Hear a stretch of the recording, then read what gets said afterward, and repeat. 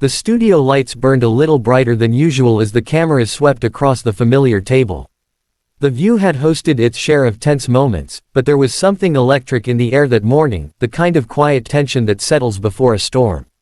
Chevy Chase sat in his chair with a polite half-smile, shoulders relaxed, hands folded loosely in front of him. To a casual viewer, he looked calm, even amused.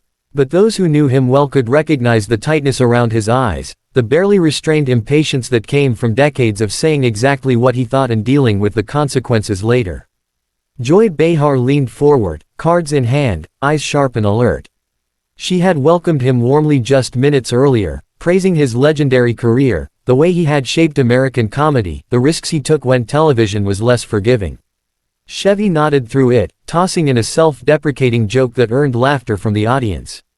The exchange felt friendly, even nostalgic, like two veterans trading war stories. But beneath the laughter, something unspoken lingered, waiting for the wrong word to bring it to the surface. It came disguised as a casual question. Joy tilted her head, smiling, and asked about the criticism Chevy had faced over the years, about comments he'd made that some called outdated, others called offensive. She framed it lightly, with humor, but the edge was there. "Do you ever feel," she asked, "that the world's moved on, and maybe you haven't?" The audience chuckled nervously. Chevy's smile froze for a fraction of a second before he let out a short laugh. "Well," he said slowly, "I suppose the world's always moving on. That doesn't mean it's always moving forward." There it was. A ripple ran through the table. Whoopi Goldberg raised an eyebrow. Sunny Hostin shifted in her seat. Joy's smile tightened, but she pressed on, sensing blood in the water. She talked about accountability, about comedians needing to adapt, about how words mattered more now than ever. She wasn't shouting, wasn't accusing him directly, but the implication hung heavy between them. Chevy leaned back, crossing his arms. "Comedy," he said, voice steady but lower now, "has always been about poking at uncomfortable truths. If you sand all the edges off, you don't have comedy. You have polite conversation." Joy shot back that there was a difference between uncomfortable truth and punching down. Her tone sharpened, the humor draining from it. She gestured with her hand, emphasizing each point. "People aren't laughing the same way anymore," she said. "They're listening." For the first time, Chevy's jaw clenched visibly. He glanced toward the audience, then back to Joy. "I've been listening my whole career," he replied. "What I'm hearing now is fear. Fear of saying the wrong thing. Fear of being misunderstood. That's not creativity. That's control." The room fell quiet. Even the audience laughter died away. The cameras caught Joy inhaling sharply, her posture stiffening. She wasn't used to being challenged so directly, not at her own table. "So you think caring about people's feelings is control?" she asked. "I think," Chevy said, leaning forward now, voice rising just enough to cut, "that using outrage as a weapon shuts down conversation. And comedy doesn't survive without conversation." Joy's eyes flashed. She countered quickly, talking about responsibility, about influence, about how jokes don't exist in a vacuum. Each word landed heavier than the last. The exchange stopped feeling like a debate and started feeling personal.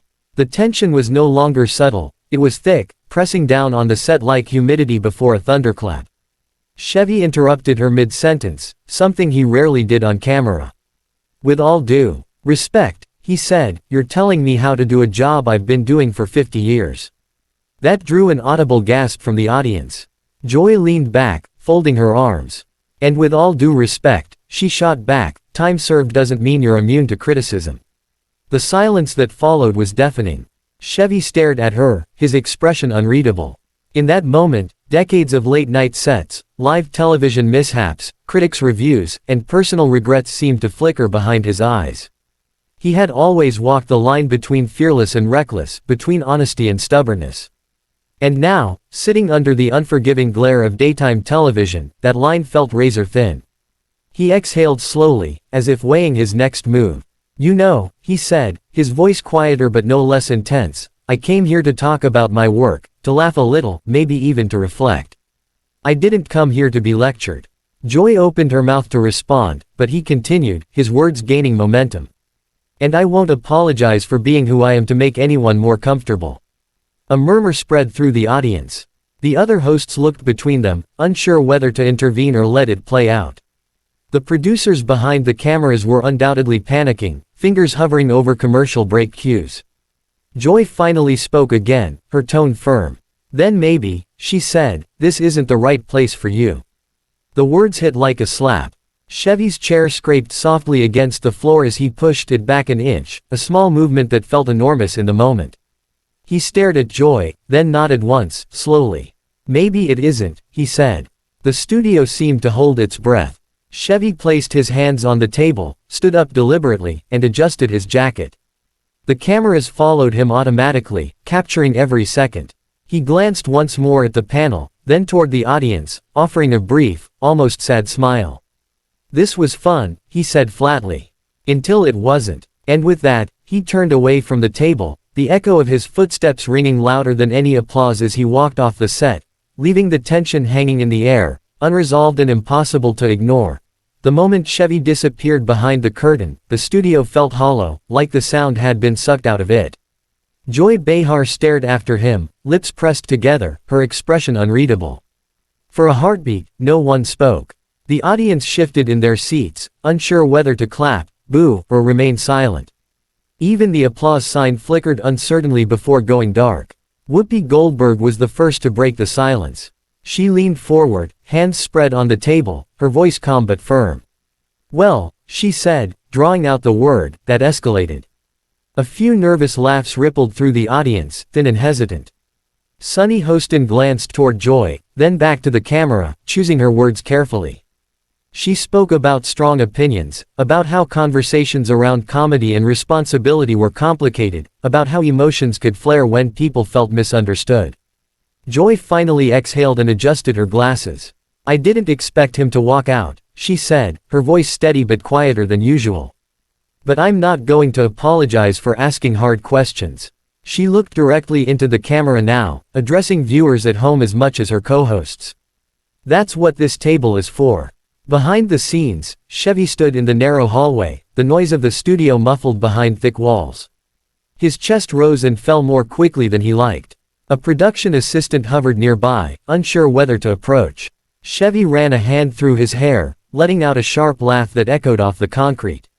"Daytime television," he muttered to himself. "Should have known better." A producer finally stepped forward, speaking softly, offering water, suggesting they could talk things through. Chevy shook his head. "No," he said, not unkindly. "I've said what I needed to say." He straightened his shoulders, the familiar armor settling back into place. They wanted a moment. They got one. Back on set, the conversation continued, but the energy had shifted. Every word felt heavier now, weighed down by what had just happened. Joy defended her stance, emphasizing that humor didn't exist in isolation, that public figures carried influence whether they liked it or not. Whoopi nodded in places, pushed back gently in others, trying to steer the discussion away from confrontation and toward reflection. The audience listened intently, aware they were witnessing something that would be replayed, dissected, and debated long after the show ended. Social media lit up almost instantly. Clips of Chevy standing up, of Joy's final remark, of the stunned silence afterward spread like wildfire. Some hailed Chevy as fearless, praising him for refusing to bend. Others criticized him sharply, calling the walkout proof of his unwillingness to engage.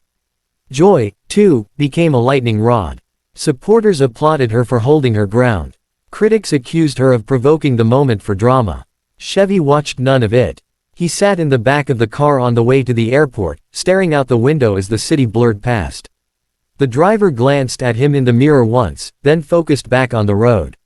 Chevy's phone buzzed repeatedly in his pocket, messages from friends, agents, former colleagues.